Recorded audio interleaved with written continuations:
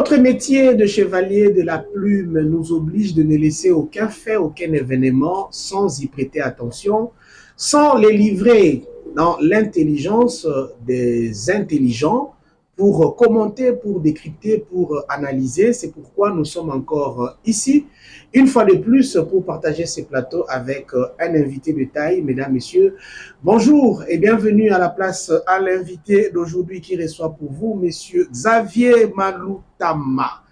C'est un nom qui est connu parce que c'est un visage qui a la coutume des médias. Pour rappel, il est secrétaire général adjoint chargé de la communication du parti politique Action du Peuple pour la démocratie.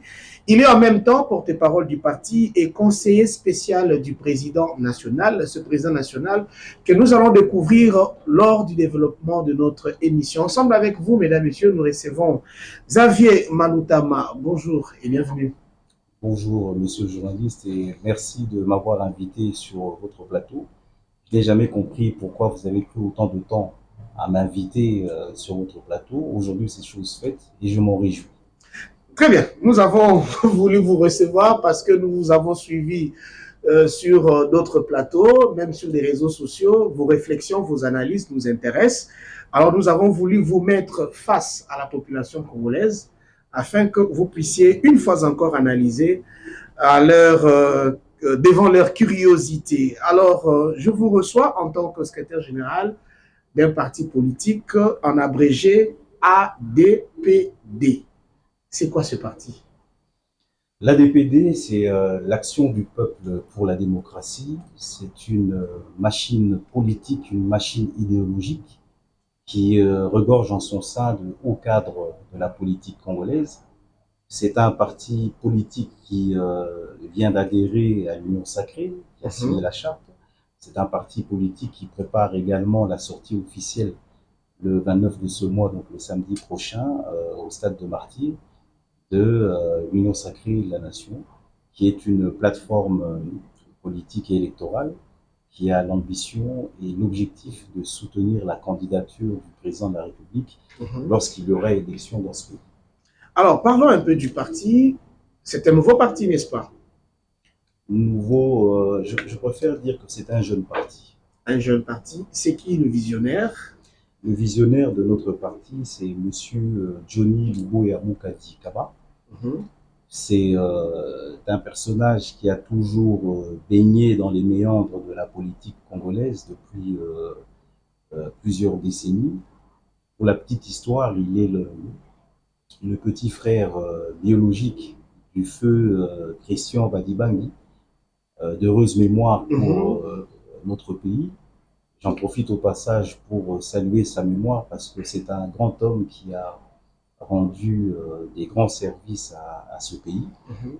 Et en fait, Johnny Luboya Mukadi Kaba est donc son petit frère biologique et il a été pendant des années l'homme de l'ombre de son grand frère. Il fut son conseiller politique, il fut son chargé de mission, il a occupé beaucoup de fonctions exécutives autour de son grand frère et ce fut pour lui également, je ne vais pas dire une école, mais un cursus politique, car à ce titre, il a eu à faire beaucoup de choses, à rendre beaucoup de services à notre République.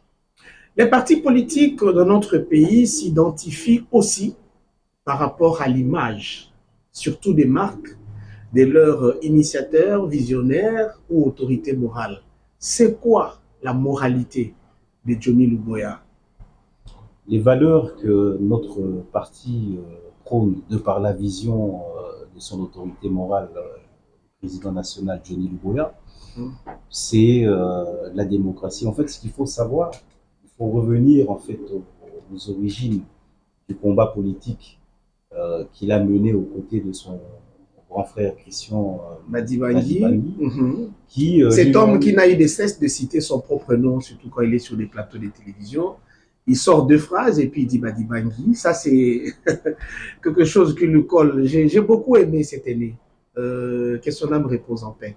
Oui, c'est peut-être la part des grandes intelligences. Vous savez, il faut reconnaître le droit aux grandes intelligences d'avoir certains caprices, comme ceux de parler d'eux-mêmes à la troisième personne, comme ceux de citer leur nom. C'est une manière, en fait, parce qu'en fait, nous, les grandes intelligences, nous sommes très peu reconnus, et nous le savons. Et heureusement que vous vous mettez dedans. Mais tout à fait, sinon je ne serais pas dans ce parti politique. Et donc, nous savons que nous n'avons pas à attendre la reconnaissance des gens par rapport à ce que nous valons. Et donc, il faut nous permettre ça de nous jeter des fleurs, des lauriers par moments comme ça. Ça nous fait du bien. Ça nous fait du bien. Les valeurs morales de Johnny Luboya? Les valeurs morales, j'y reviens. Donc, il faut comprendre les origines de son combat politique, de son action. Et pour comprendre cela, il faut analyser son parcours et le combat politique de son grand frère. Christian Badibangi fut l'un des derniers piliers, si pas l'un des derniers bras droits d'Étienne Tshisekedi dans son dernier virage. Et le combat d'Étienne Tshisekedi, qui n'est autre que le père de l'actuel président de la République, est un combat qui a donné comme héritage aujourd'hui à sa progéniture, à son fils, l'actuel président de la République, l'impérium dans ce pays. Félix Tshisekedi, qui est aussi un grand personnage politique dans ce pays, est quand même l'héritier politique d'Étienne Tshisekedi. Et Étienne Tshisekedi, c'est tout un parcours, c'est l'opposition face à un pouvoir sans partage du maréchal Mobutu. C'est la force de la conviction et la parole de vérité face à Laurent Désiré Kabila, qui à l'époque va le reléguer dans son village, et il va l'accepter, et il va rentrer dans son village, il reviendra par la force des choses, parce que le pays à ce moment-là va se rendre compte qu'on avait besoin d'Étienne Tshisekedi.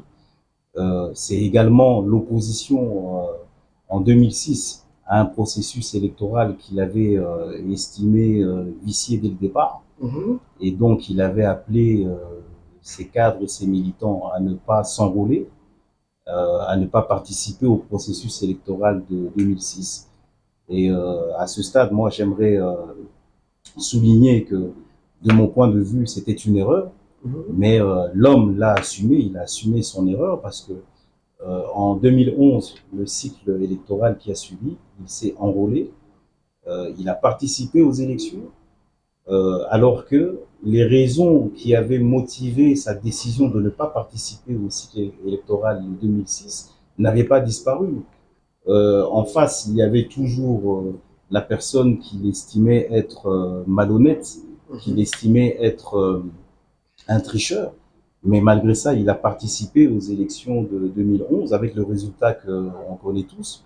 La victoire de Kabila. La victoire de Kabila et de son parti politique. À cette période-là, il avait contesté les résultats, avec le résultat qu'on connaît de cette contestation. Kabila s'était maintenu au pouvoir. L'homme reste égal à lui-même, Étienne Tshisekedi. Voilà, pour conclure sur ce sujet, il était resté droit dans ses bottes. Et aujourd'hui, si vous voulez, le résultat de tout son combat, de tout son parcours politique, c'est que son fils est devenu le président de la République. Très bien. Revenons au parti ADPD, parti de cadre, parti mallette, parti à la base. Comment peut-on catégoriser ADPD? Déjà, je voudrais conclure sur le sujet, parce que vous m'avez posé la question sur Christian Badibangi, mais j'ai plus parlé d'Étienne Tshisekedi. En fait, c'était pour illustrer le fait que durant tout ce parcours, durant tout ce combat politique, Étienne Tshisekedi avait à ses côtés un certain Christian Badibangi. Et c'était une intelligence, comme on a dit. Un téméraire aussi. Un téméraire, un têtu, un audacieux, mais je le définis tout simplement comme une grande intelligence. Et donc, paix à son âme, je lui rends hommage sur ce plateau aujourd'hui, parce que nous parlons de lui, c'est une occasion. Il faut saluer en fait le grand homme qu'il était et la grande intelligence qu'il a pu exprimer au travers de différents plateaux et dans différentes circonstances politiques par lesquelles il est passé. Bien. Donc, hommage à Christian Badibangi. Paix à son âme. Paix à son âme. ADPD, Action du parti peuple mallette, pour la démocratie. parti de cadre, parti à la base. Sinon, il y a pas longtemps, on apprenait que l'UDPS, qui est l'actuel parti au pouvoir, créerait des partis satellitaires pour l'accompagner aux élections. C'est dans ces contextes que ADPD a vu le jour ou c'est dans un autre? Écoutez, je pense que je viens de m'étaler largement sur le parcours du leader, qui est Monsieur Johnny Luboé Amoukadi Kaba. Je vous ai dit ici qu'il était le jeune frère biologique de Christian Badibani. Je vous ai dit ici qu'en fait, son parcours politique et son combat étaient liés à celui de son grand frère, qui lui-même était lié à celui d'Étienne Tshisekedi. Alors, si aujourd'hui, il faut soupçonner l'ADPD d'être un parti mallette, c'est que l'UDPS d'Étienne Tshisekedi était un parti mallette. Mais je crois que la vérité aujourd'hui s'impose à nous. L'UDPS, c'est le parti présidentiel. C'est le parti au pouvoir aujourd'hui et l'ADPD est un parti allié à l'UDPS. Donc je pense qu'en ce qui nous concerne l'ADPD, la question ne se pose même pas et ne mérite même pas que nous puissions nous y pencher.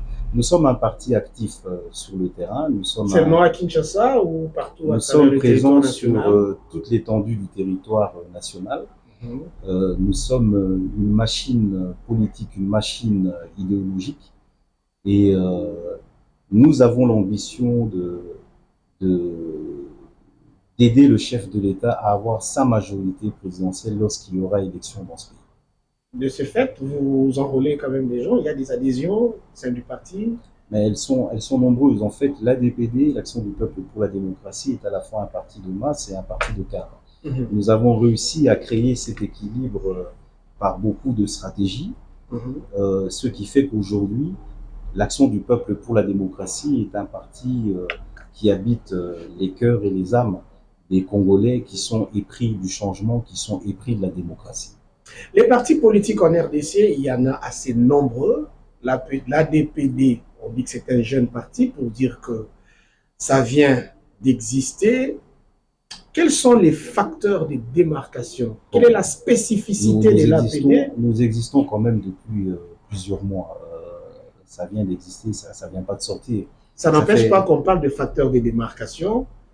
Quelles sont les particularités de ce parti par rapport aux autres partis qui fonctionnent au Congo? La particularité de notre parti, c'est que c'est un parti politique qui mise essentiellement sur l'intelligence, sur l'analyse, sur la projection et l'anticipation des événements. Si bien qu'aujourd'hui, l'ADPD, bien que sociétaire de l'Union sacrée, ne s'empêche pas de continuer à réfléchir et de garder une certaine position par rapport à ses convictions.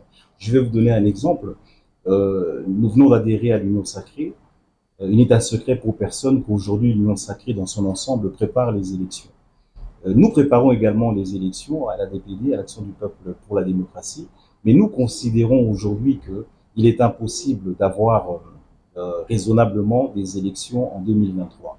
Pour la simple et bonne raison que nous avons dans ce pays une guerre à l'Est qui nous frappe douloureusement, que nous appelons une guerre d'agression rwandaise, sous le couvert du M23, les terroristes du M23. Et notre analyse au sein de l'ADPD est tout simplement qu'il est incohérent aujourd'hui que pour des responsables politiques, que nous puissions, dans le contexte sécuritaire dans lequel nage notre pays, parler d'élections. Pour nous, c'est inconcevable. Je vais vous donner une image que je distribue à foison sur les autres plateaux de télévision vous risquez de vous faire insulter par ceux qui attendent impatiemment ces élections pour alterner. Pour interpeller les consciences. Et d'ailleurs, l'image que je vais donner va répondre à ce que vous venez de dire. Il n'y a personne qui peut insulter une telle analyse patriotique. Oui, allez-y, développez. Voilà, donc nous disons ceci. Comment voulez-vous que dans une maison dans laquelle vous avez le père de famille qui est supposé fêter son anniversaire parce que c'est le jour de son anniversaire, et donc il se dit, je dois fêter mon anniversaire parce que c'est aujourd'hui mon anniversaire. Mais au même moment, dans la même maison, dans les chambres, vous avez les voisins qui sont entrés dans les chambres, qui sont en train de violer toutes les femmes de la maison. Donc, son épouse, sa petite sœur, ses enfants, ses nièces, là dans les chambres juste à côté, on est en train de les violer par les voisins. Mais lui, il se dit qu'il doit fêter son anniversaire parce que c'est le jour de son anniversaire. Nous disons que c'est inconcevable.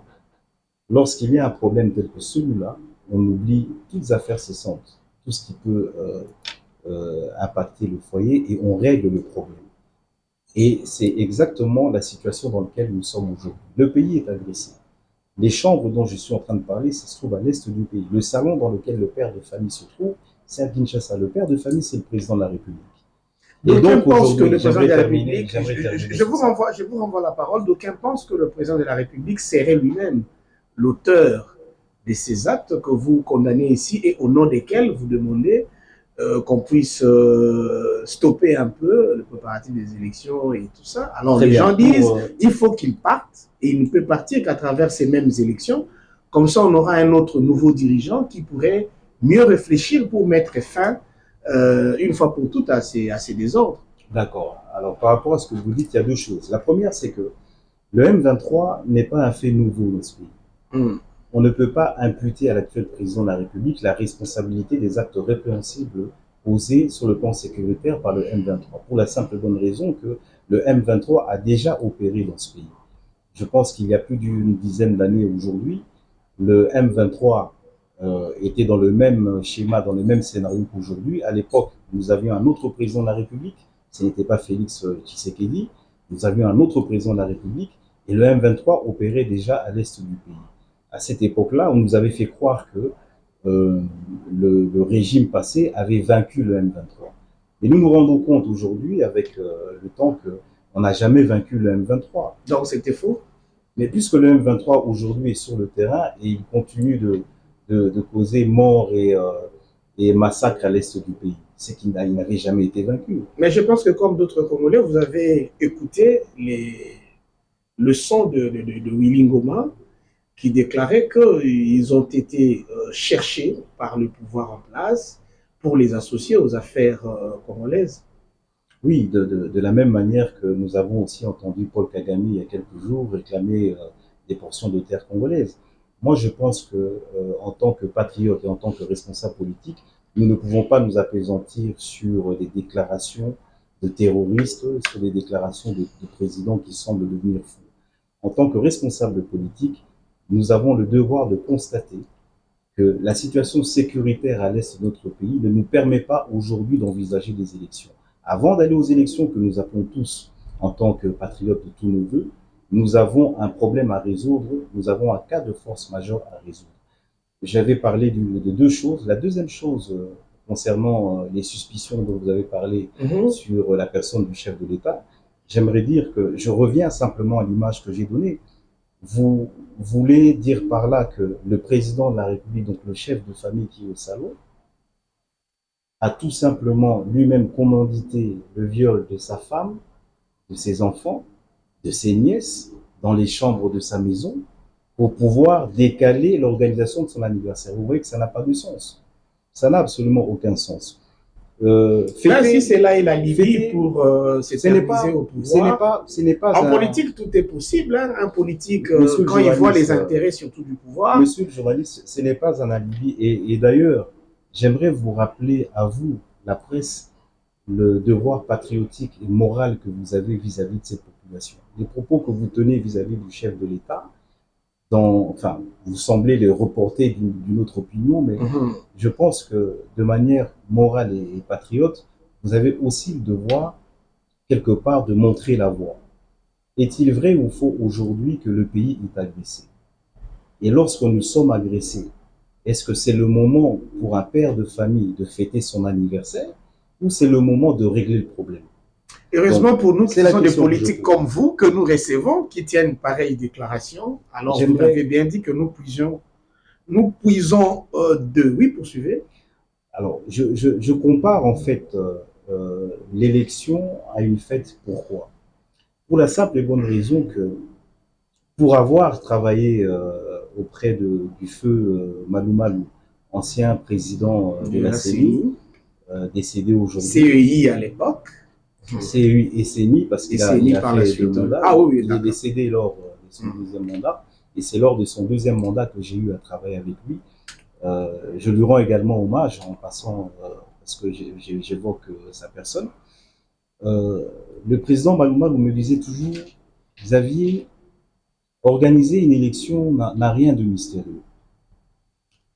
Organiser une élection dans ce pays, c'est comme organiser une fête. Lorsqu'on veut organiser une fête, on a besoin de savoir combien d'invités on attend à cette fête. C'est ça l'enrôlement.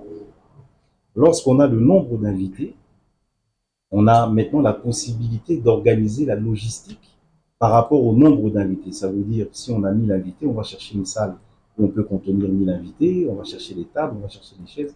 C'est ça la logistique électorale, la cartographie. Et donc, organiser une élection en RDC, pour le feu Malouma, c'était comme organiser une fête. C'est comme ça qu'il le prenait. Et donc, je suis resté avec cette image-là.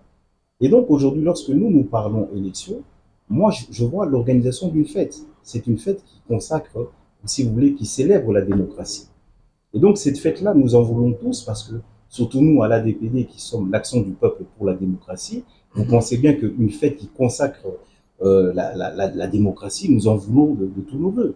Mais le problème ici n'est pas celui-là. Le problème est plutôt de comprendre et de faire comprendre que nous ne pouvons exprimer le vœu de nous donner à cœur joie à une fête pendant que dans le même moment, nous sommes agressés. Pendant qu'au même moment, on viole nos femmes, on viole nos sœurs, on viole nos compatriotes à l'est du pays. C'est totalement irresponsable. Voilà pourquoi, il y a quelques mois déjà, l'ADPD avait lancé un appel patriotique à la classe politique pour que nous puissions regarder dans le même sens. Nous avons un danger qui nous guette tous. Cette guerre d'agression rwandaise aujourd'hui, c'est une guerre que nous avons déjà vécue dans le passé. Dans le passé, nous avons eu un mouvement insurrectionnel mené par l'AFDL, qui était également soutenu par le Rwanda, et c'est ce qui avait fait basculer le régime du maréchal. Donc aujourd'hui, nous devons comprendre que nous ne sommes pas à l'abri d'un pareil scénario. C'est la première des choses. La deuxième des choses, c'est que cette guerre est en train de multiplier le nombre de victimes. Mais les victimes dont nous parlons ici, ce sont nos compatriotes. Nous ne pouvons pas être insensibles à la peine et aux souffrances de nos compatriotes parce que nous avons des ambitions politiques. Nos ambitions politiques sont de gouverner ce pays. Nos ambitions politiques, nos ambitions, mais j'aimerais terminer. Vous parlez tellement bien, je pense que les Congolais qui vous suivent sont déjà d'accord et contents de ce que vous avez apporté comme proposition. Mais j'aimerais terminer. Est-ce que si cette guerre mon rôle sur ce plateau persiste, n'est pas de faire plaisir aux gens, mais d'exprimer une idée. Et donc j'aimerais terminer cette que j'avais Je réfléchis à la place de ce peuple pour vous demander si cette guerre, on ne le souhaite pas, mais si jamais elle persistait pendant 5 ans, 10 ans encore, c'est-à-dire on n'aura jamais d'élection en RDC. Comme ça, vous allez compléter votre... Très bien. Donc, j'étais en train de dire que nous ne pouvons pas, nos politiques, sacrifier ces populations que nous voulons gouverner demain au nom de nos ambitions politiques. Nous avons plutôt le devoir de régler le problème qui frappe nos compatriotes et puis de penser aux élections après. Par rapport à la question que vous venez de poser, permettez-moi de répondre à votre question par une question. Aujourd'hui, l'Ukraine, qui fait l'objet, elle, d'une agression russe, est-ce qu'on peut se poser la question de savoir combien de temps va prendre la guerre leur imposée par la Russie et quand est-ce qu'ils vont organiser les élections? Pour votre information, les élections en Ukraine sont prévues normalement, de par leur constitution, pour 2024, donc dans quelques mois. Mais pensez-vous sincèrement qu'aujourd'hui, quelqu'un peut se pointer en Ukraine et poser la question à Zelensky, quand est-ce que tu vas organiser les élections? Ça n'a pas de sens. Donc ici, nous devons tous comprendre que nous sommes exactement dans le même contexte que l'Ukraine. La seule différence, c'est que les médias du monde se sont mobilisés pour parler de l'agression russe en Ukraine. Mais nous, ici, ce que l'Ukraine vit aujourd'hui, ça fait 20 ans que nous vivons ça dans ce pays et personne n'en parle. Alors si nous-mêmes nous en parlons pas, nous ne devons pas attendre que d'autres personnes le fassent parce qu'ils ne le feront pas. Nous avons, nous, le devoir politique, nous avons, nous, le devoir congolais et patriotes de ce pays, de parler de ce qui se passe, de dénoncer ce qui se fait à l'est de notre pays. Et c'est ça la vision de l'ADPD aujourd'hui. Et si le président de la République était une autre personne que Félix Tshisekedi, les discours seraient les mêmes ou la proposition serait la même? Je vais vous dire que notre discours n'est pas taillé sur mesure d'un individu. Notre discours est taillé sur la mesure de la République, de notre pays. Notre discours n'est pas politique. Notre discours, il est patriotique. La nation est en danger. Il faut sauver la nation. Nous ne pouvons pas aller dans une distraction qu'on appelle aujourd'hui élection, une fête, pendant que le pays est en danger. Nous en appelons à la responsabilité des Congolais, à la responsabilité de la classe politique congolaise. C'est quoi la formule pour atteindre cette étape-là? On doit continuer dans la même ligne. Nous devons résoudre le problème de l'insécurité à l'Est en priorité. On passe par un dialogue? Mais ce dialogue dont vous parlez, il nous servirait à quoi aujourd'hui? À faire accepter toutes les parties prenantes au jeu de la démocratie cette proposition qui paraît amère au début. Je vous le dis que ce n'est pas une proposition, c'est une évidence, c'est une fatalité. Au jour d'aujourd'hui, il n'y a aucun politique qui peut prétendre ne pas se sentir concerné par l'agression rwandaise à l'est du pays. Si nous sommes Congolais, si nous sommes patriotes, donc nous sommes affectés par ceux qui touchent nos compatriotes de l'est du pays. Aucun responsable politique ne pourra me contredire là-dessus. Et si nous nous sentons concernés par la souffrance de nos compatriotes, je pense que nous avons le devoir de prendre en charge le problème qui frappe nos compatriotes à l'est du pays, bien que nous soyons pour la plupart à Kinshasa, siège des institutions, ce qui est normal, mais nous avons le devoir de prendre en considération la souffrance de nos compatriotes de l'est du pays. Et ce faisant, nous ne pouvons exprimer une certaine désinvolture, un certain désintérêt vis-à-vis de la souffrance de nos compatriotes pour ne nous focaliser que sur nos ambitions politiques. Parce que vous allez être député, sénateur, député provincial demain, mais pour gouverner quel peuple? Un peuple qui est en train de mourir chaque jour, qui se fait violer? Ça n'a pas de sens. Réglons d'abord le problème de l'insécurité à l'est du pays. C'est ça la priorité.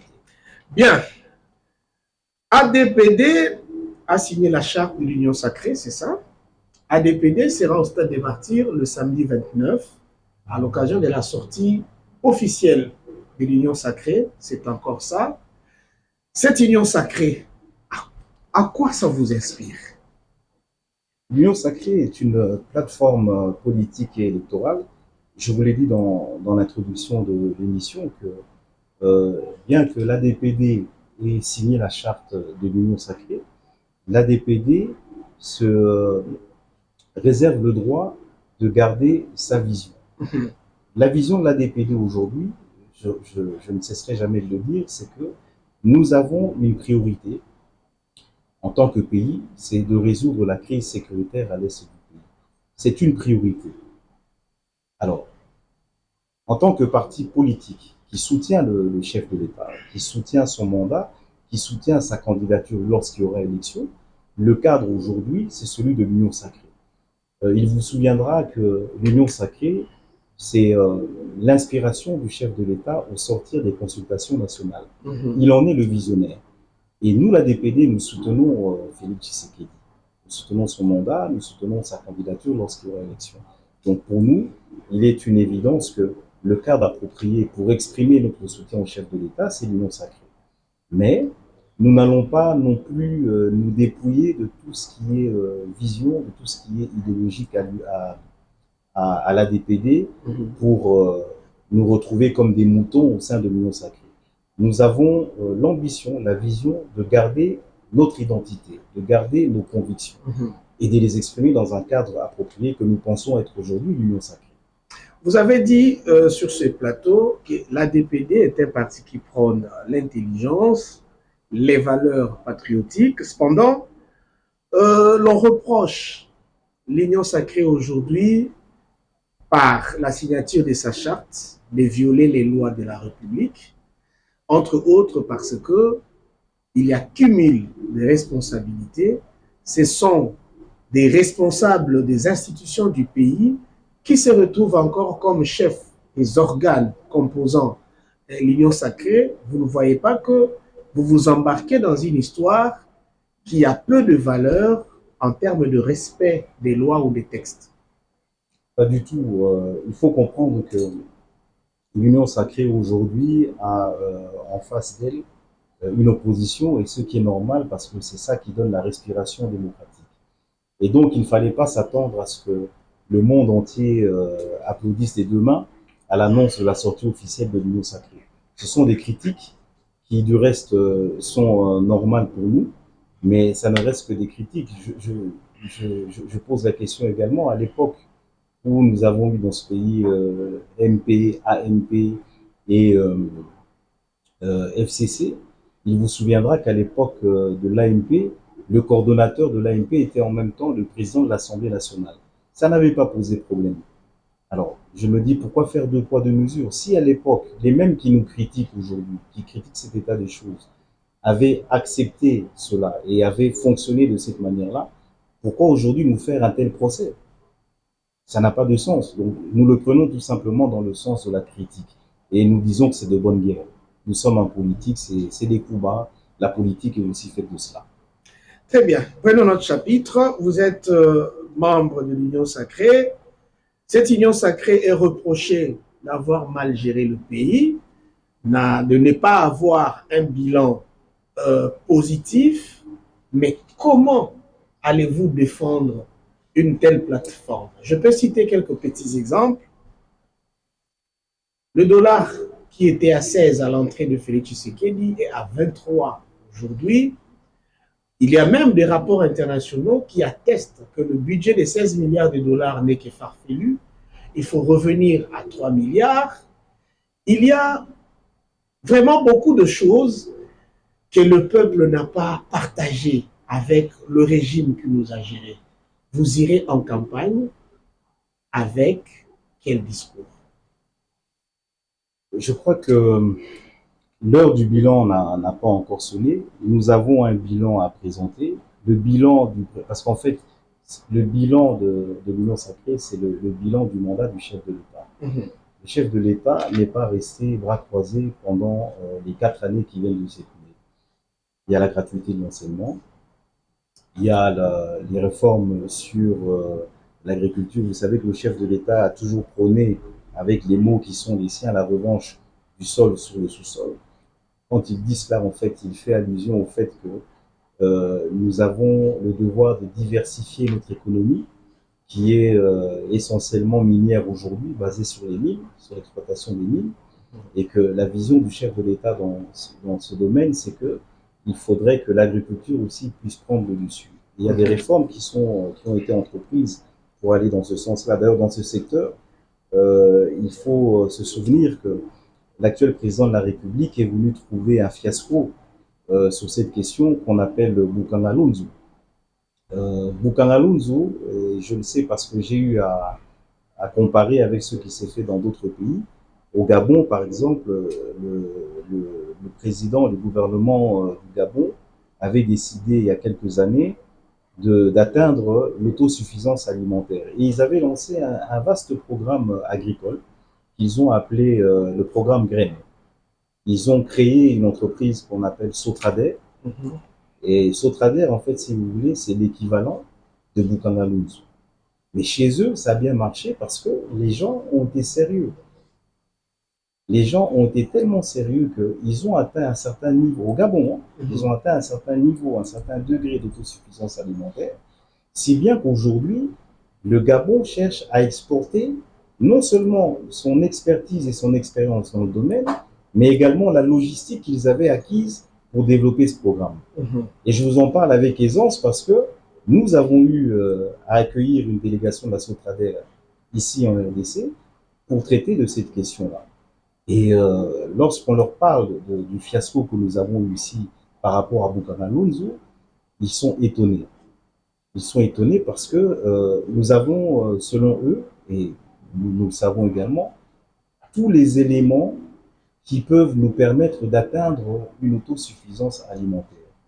Alors, qu'est-ce qui a manqué à ce pays pour que Bukanga Lunzu, ce projet, ambitieux au départ, tel qu'il était présenté, puisse connaître la fin tragique qu'il a connue? Alors, ce sont les choses que le président de la République cherche à corriger.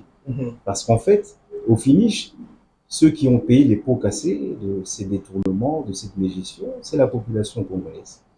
Et le chef de l'État, en tant que patriote, en tant que fils de ce pays, je fais un petit clin d'œil à Noël Tchani, de père et de mère, en tant que Congolais de père et de mère, c'est une personnalité politique qui a le souci du bien-être de ses compatriotes.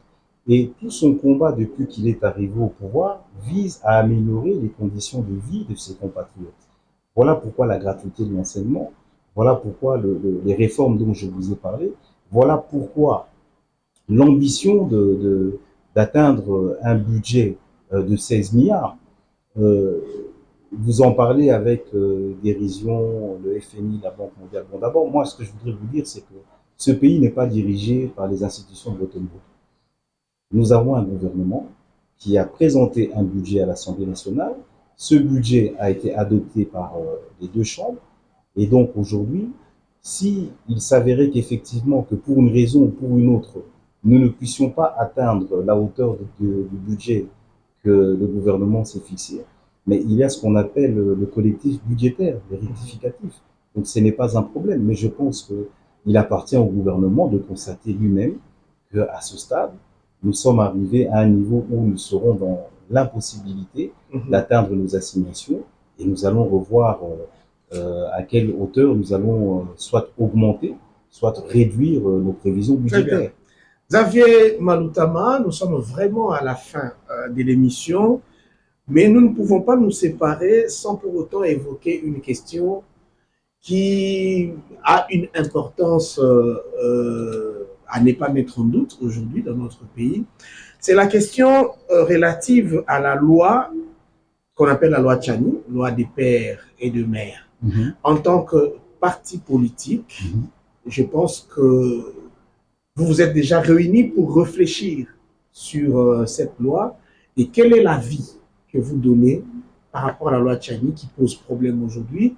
Et d'ailleurs, pour compléter ma question, vous avez entendu qu'au niveau du Katanga, Christian Mwando est monté au créneau pour dire si cette loi est votée, le Katanga devra se retirer de la carte de la République démocratique du Congo. Ça vous dit quoi tout ça? C'est quoi votre point de vue? On va chuter par là. Le point de vue de l'ADPD sur la loi Tchani est que c'est un bon projet de loi. Tous les pays du monde cherchent à se protéger par rapport aux intérêts de leur pays. La loi Tchani dit simplement que pour accéder à certaines fonctions régaliennes, il faut être né congolais de père et de mère. Mais je ne vois vraiment pas où est le problème. Nous avons réfléchi parce que vous m'avez posé la question. Aux États-Unis, par exemple, vous savez que Obama, pour être président aux États-Unis, il a fallu qu'on aille dénicher son acte de naissance parce qu'en fait, le verrou aux États-Unis, même les Américains ont verrouillé, pour pouvoir occuper cette fonction-là, il faut être né sur le sol américain. Et donc, les services à l'époque avaient été dénicher l'acte de naissance d'Obama. Comme il était né sur le sol américain, ça lui donnait la possibilité de postuler à ce niveau-là. Donc ce n'est pas un problème. Moi, je pense que le pays est plus important que les individus. Alors, ce qui importe à l'ADPD aujourd'hui, c'est le pays. Ce n'est pas un individu.